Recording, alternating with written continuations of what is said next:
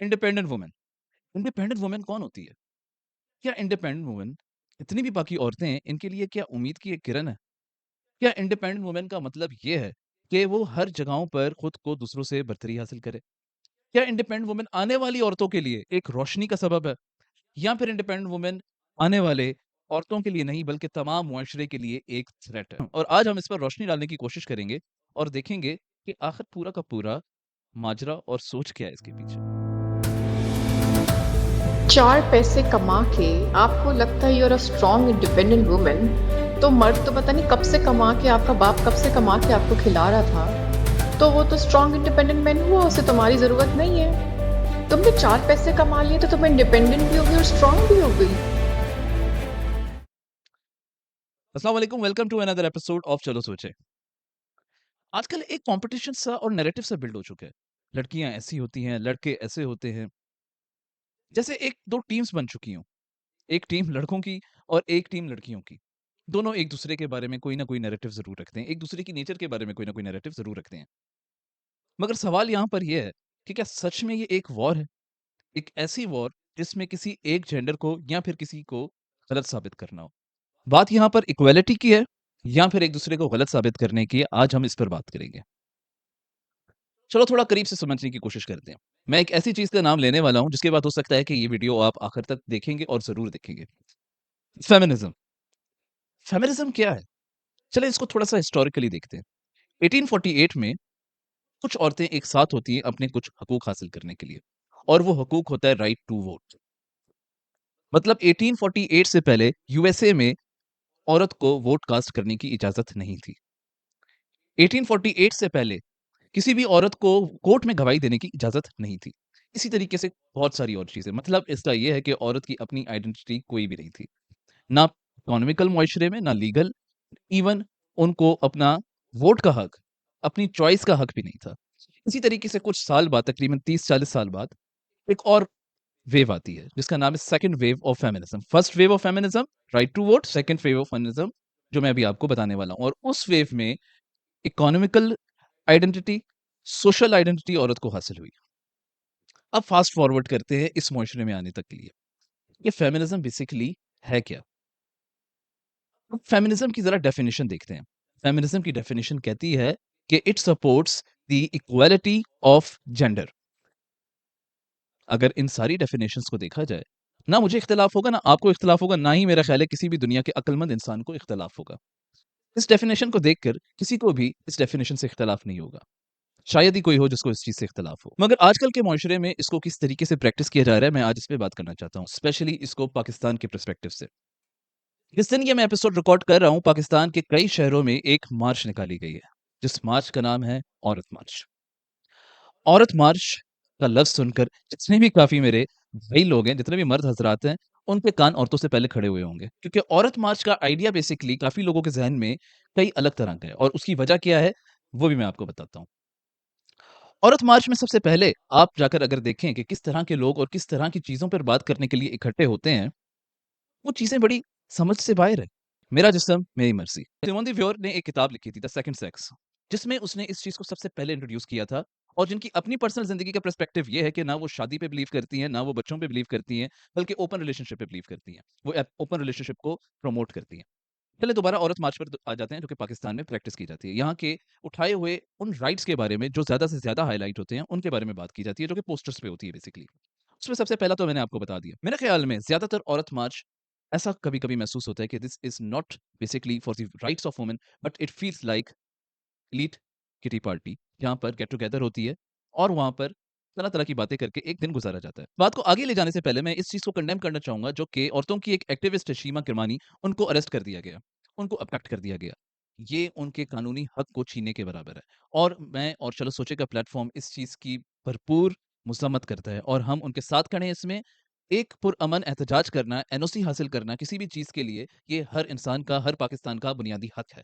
और उसको ये हासिल होना चाहिए। हमारे पाकिस्तान में इसकी प्रैक्टिस कम से कम होती जा रही है, आवाज़ को दबाया जा रहा है। वैसे भी पाकिस्तान में आवाज़ उठाना एक जुर्म है। अब आवाज़ का जुर्म उठाने का हद ये आती जा रही है कि अगर कोई छोटा-मोटा एहतजाज या रैली भी कर देना चाहता है, तो उसे कोई ना कोई हुकूमत रोक देती है। और सिंध हुकूमत जिसकी परफ़ॉर्मेंस वैसे ही उसकी आवाज़ परफ़ॉर्मेंस की मिसालें जो हैं पूरी दुनिया में दी जा रही हैं, उन्होंने ये एक्ट किया और इसकी मज़म्मत हम सब करते हैं।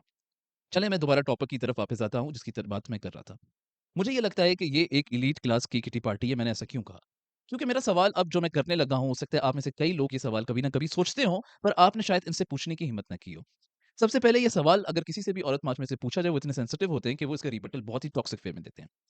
मेरा सवाल यहाँ पर ये है तमाम उन लोगों को जो इसमें पार्टिसिपेट करते हैं या वो लोग जो इसको सपोर्ट करते हैं, क्या इस मार्च से उन लोगों को फ़ायदा हुआ है जिन लोगों पे एसिड फेंका जाता है, जिन लड़कियों को कराची पे एसिड फेंका जाता है? या उन औरतों को सपोर्ट किया है, जो कि गाँव में घर से निकलकर सुबह को काम में जाती हैं और उनके शौहर घर बैठे हुए ड्रग्स ले रहे होते हैं? क्या इस मूवमेंट ने उन लड़कियों का फ़ायदा किया जिनके कम उम्र में निकाह हो रहे हैं, जो भट्टियों पे काम कर रही हैं, जो घरों में जाकर काम कर रही हैं? क्या इसने तालीम को फ़रोग़ देने का कोई काम किया है? क्या ये लिख देने से कि लो मैं भी टाँगे खोलकर बैठ जाती हूँ, इस पोस्टर से क्या किसी औरत का फ़ायदा हुआ है? या फिर टीवी चैनल्स पर ज़ोर-ज़ोर से बोलने में किसी भी औरत का कोई राइट हासिल हुआ है? इस प्रोमो के स्टार्ट में आपने एक खातून की आवाज़ सुनी। ये खातून पिछले 12 साल से कॉर्पोरेट में काम कर रही हैं और इस कॉर्पोरेट कंपनी का नाम मैं इसलिए नहीं लेता क्योंकि this company is very common and one of highest corporate company इन पाकिस्तान। पर उनकी भी व्यूज़ इसमें यही है कि बेसिकली एक टॉक्सिक वे में औरत को प्रेज़ेंट किया जा रहा है पाकिस्तान में, इसको सक्सेसफुल करने की कोशिश की जा रही है। क्या एलजीबीटीक्यू को सपोर्ट करके और पाकिस्तान में इसको कॉमन करने के लिए ये मूवमेंट चलाई जा रही है? मेरा सवाल ये भी है।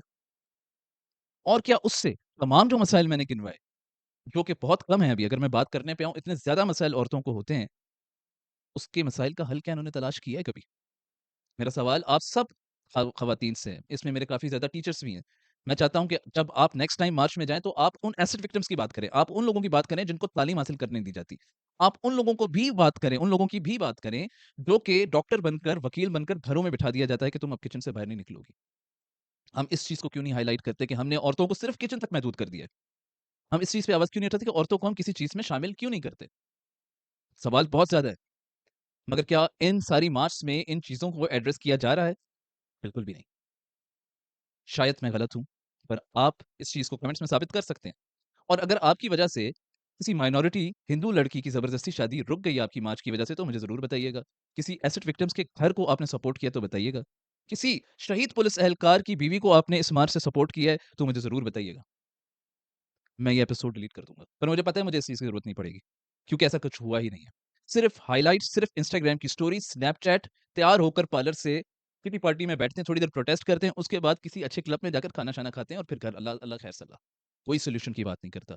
कोई भी अपने एसी वाले कमरे से बाहर निकल कर किसी गरीब की मदद नहीं करना चाहता। किसी औरत मार्च के बाद कोई औरत इनके घर पर आकर मदद हासिल करने की कोशिश करेगी, तो ये इनके मुँह भी नहीं लगेंगे। इन्हीं एलीट क्लास के घरों में जाकर आप देखें, जो औरतों के लिए इतनी बड़ी आवाज़ें उठाई जा रही हैं, कम उम्र की लड़कियाँ रखी होती हैं सफाई करने के लिए और इसकी मिसालें उन जज साहब की बीवी की तरफ से भी आती है और भी कई ज़्यादा स्टोरीज़ हैं। मुझे बताने की ज़रूरत नहीं है, आप गूगल करके देख सकते हैं कि बहुत ज़्यादा इस तरह की स्टोरीज़ हैं। बहरहाल, क्योंकि एपिसोड औरत मार्च के खिलाफ नहीं थी, औरतों की आवाज़ उठाने के लिए थी।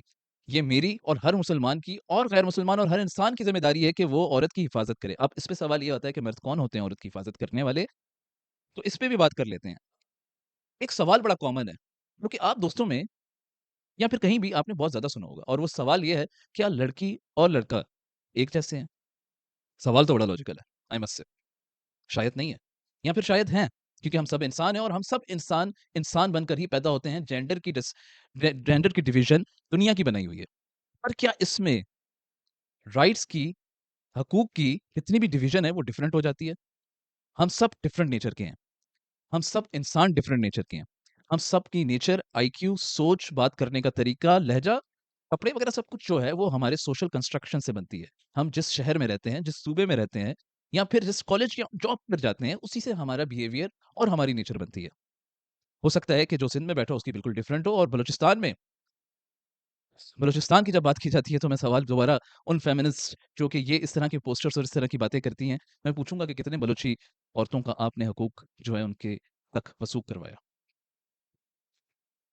और मज़े की बात ये है कि इस सोच ने डिफेंसिव मोड पे इस तरह कुछ औरतों को कर दिया है कि वो खुद भी इस चीज़ को सपोर्ट करती हैं क्योंकि उनको नेचर ने, उनको मुआशरे ने इस तरह से बिल्ड कर दिया कि उसको सॉफ्ट स्पोकन होना चाहिए, उसको बात नहीं, जवाब नहीं देना चाहिए, उसको सिर्फ़ कह लें कि ओबीडिएंट होना चाहिए।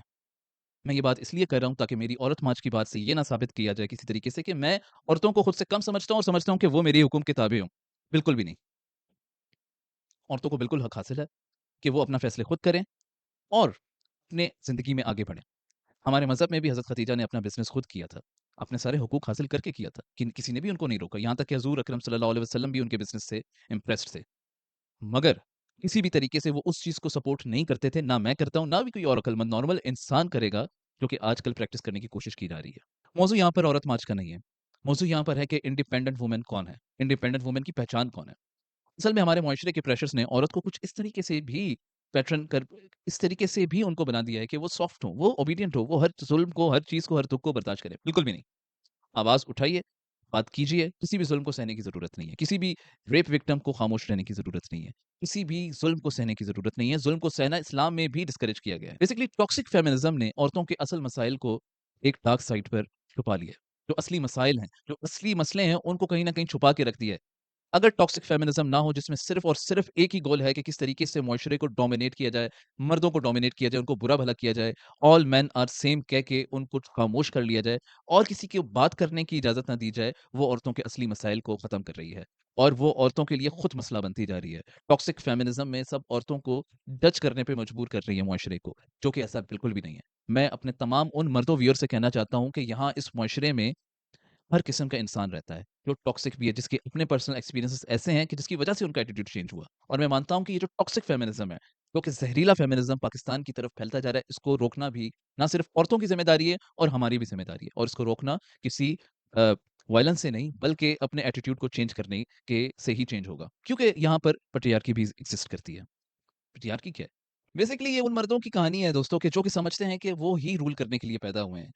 इन पे कोई मज़हब, कोई भी लॉ, कोई भी चीज़ इम्प्लीमेंट नहीं करती। इनके ऊपर कोई प्रिंसिपल्स नहीं है, पर इनके आस-पास के लोगों के लिए सारे प्रिंसिपल्स हैं। ये खुद जो चाहे कर सकते हैं, पर इनके घर में बैठी हुई बहन, बीवी, माँ कुछ भी नहीं कर सकती। ये कपड़े डिसाइड करते हैं, ये उनके रिश्ते डिसाइड करते हैं, उन करियर डिसाइड करते हैं। और ये चीज़ इतनी खतरनाक है कि ये ही टॉक्सिक फेमिनिज़्म को जन्म देती है और टॉक्सिक फेमिनिज़्म इसको जन्म देती है। ये दोनों एक-दूसरे के साथ बहुत ज़्यादा क्लोज़ली कनेक्टेड है। बिलीव मी, अगर आप इस मुआशरे को क्लोज़ली देखेंगे, ये दोनों एक-दूसरे के साथ बेशक दुश्मनी का किरदार अदा करती हों, पर ये ही एक-दूसरे के साथ कनेक्टेड है, जिसकी वजह से मसाइल कम नहीं बल्कि मसाइल बढ़ते जा रहे हैं। अब यहाँ पर मर्दों का क्या नुकसान है? देखा जाए तो ये बहुत अच्छी अपॉर्च्युनिटी है किसी के लिए। अगर मेरी अपॉर्च्युनिटी ये है कि मैं रूल करूँ, तो ये तो मैं क्यों ना प्रैक्टिस करूँ? अथॉरिटी, ताकत हासिल करना किसी के लिए क्या ही बुरा है? पर ये उन सब मर्दों को भी जज करता है जो कि वो टॉक्सिक फेमिनिज्म और कुछ और औरतें उनको देखकर कहती हैं all men are same, all men are not same. मर्दों के ऊपर कमाने का स्ट्रेस है, मर्दों के ऊपर एक अच्छा और मजबूत इंसान दिखाने का स्ट्रेस है। वो इमोशनली इतना वीक हो चुका है कि उसे बचपन से कहा जाता है कि तुम इमोशनली वीक नहीं हो सकते क्योंकि तुम मर्द हो। ये प्रेशर उनको तमाम मुआशरे की तरफ से आता है, अपने घर से शुरू होता है और उसी वजह से वो इमोशनलेस हो जाते हैं और किसी भी तरीके से परफॉर्मेंस नहीं कर सकते क्योंकि उनको पैट्रियार्की की वजह से ऐसे ही रिप्रेजेंट करना है खुद को कि वो स्ट्रॉन्ग मर्द हैं, उनका रोल हर जगह पर होना चाहिए। हम एक नॉर्मल लाइफ क्यों नहीं गुजार सकते? एक नॉर्मल ज़िंदगी में क्या होता है कि एक इंसान दूसरे इंसान की इज़्ज़त करे। इन्हीं एक्सट्रीम बिहेवियर्स की वजह से रिश्ते भी टूट रहे हैं। इन्हीं एक्सट्रीम बिहेवियर्स की वजह से केसेस बढ़े हुए हैं अदालतों में। ये मार्च, ये बड़ी-बड़ी बातें, ये एलजीबीटीक्यू जो कि यहाँ को सपोर्ट करती नहीं है, ये इसीलिए इसको जन्म दे रही है क्योंकि हम रिएक्ट करना भूल चुके हैं। हम लोग इस चीज़ को भूल चुके हैं कि हमारे प्रिंसिपल्स क्या थे? हमारे रसूल अकरम सल्लल्लाहु अलैहि वसल्लम ने क्या चीज़ें हमें सिखाई, हम भूल चुके हैं। और जब मैं ये बात करता हूँ तो तमाम लोगों के लिए, हमारा मज़हब सिर्फ़ मुसलमानों के लिए नहीं बल्कि नॉन मुस्लिम्स के लिए ज़्यादा हकूक़ देता है।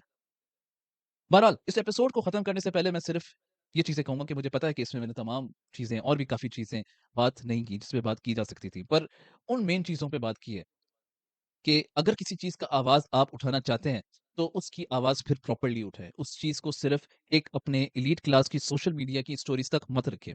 अगर आप आवाज़ उठाना चाहते हैं, तो दिखाइए कि आपने कितनी औरतों की ज़िंदगी चेंज की। दिखाइए आपने कितने बेवाओं की मदद की, दिखाइए जो छोटी-छोटी बच्चियाँ घर में जिनके माँ-बाप मर गए, आपने क्या किया। अगर आपको मिसाल चाहिए, तो आप अपने मुआशरे से क्यों नहीं लेते? आप वेस्ट से कौन-सी मिसालें लेना चाहते हैं? वेस्ट में कौन-सी स प्रेज़िडेंट जो है औरत बनी? कोई भी नहीं। पाकिस्तान में सबसे पहली मुस्लिम वज़ीर-ए-आज़म बनी जिनका नाम था बेनज़ीर भुट्टो। पाकिस्तान की सोशल वर्कर हैं बिल्किस ईदी। पाकिस्तान में ना जाने कितनी और मिसालें हैं जो अगर मैं गिनवाने पर आऊँ तो कम पड़ जाएँगी। मोहम्मद अली जिन्ना, जिसकी बहन ने शाना-बशाना खड़े होकर उसके साथ इस मुल्क के लिए खिदमत की, जिसने अपनी तमाम ख्वाहिशें पाकिस्तान के लिए कुर्बान कर दी। वो अलग बात है कि इसी मुआशरे ने उनको गद्दार कहकर इस मुल्क से रुखसत किया। आसमा जहांगीर, एक ऐसी वकील जो कि आमरीयत के खिलाफ सारी ज़िंदगी आवाज़ उठाती रहीं। एक ऐसी ज़िंदगी गुज़ारी जो हर वक़्त खतरे में थी। ना जाने कितनी और मिसालें हैं। ना जाने कितनी और मिसालें हैं। मैं कितने इंटरव्यूज़ ख़ातूनों से कर चुका हूँ। अभी रिसेंटली मैंने एक ऐसी ख़ातून के साथ किया जिन्होंने ना जाने कितनी बेकरीज़ बनाई हैं। मैं और बहुत स औरतों को यहाँ इस पॉडकास्ट पे लाने वाला हूँ, जिनकी ज़िंदगी अगर आप सुनेंगे तो वो एक मिसालें हैं। तो आपको वेस्ट से मिसालें लेने की क्या ज़रूरत है? जिनकी अपनी ज़िंदगी इतनी स्कैटर्ड है, इतनी डिप्रेस्ड है, विदाउट एनी लाइफ़ है, आप उसकी मिसालें लेकर क्या ही हासिल कर लेंगे? उन्होंने खुद क्या हासिल कर लिया है, वो भी आपके सामने ही है। उन्होंने जो हासिल किया है, उसका नाम एप्स्टीन फाइल और मैं पाकिस्तान की तमाम औरतों को भी कहना चाहूँगा और दुनिया भर की औरतों को कहना चाहूँगा, आप हमारे लिए काबिल एहतराम हैं। हाँ, क्योंकि ये रिश्ते बहनों, माँओं, बेगम किसी भी सूरत में आपके सामने आते हैं। हम इनकी इज़्ज़त करते हैं। खुश रहें, दूसरों को भी खुश रहने दें। अपना बहुत ज़्यादा ख़्याल रखें।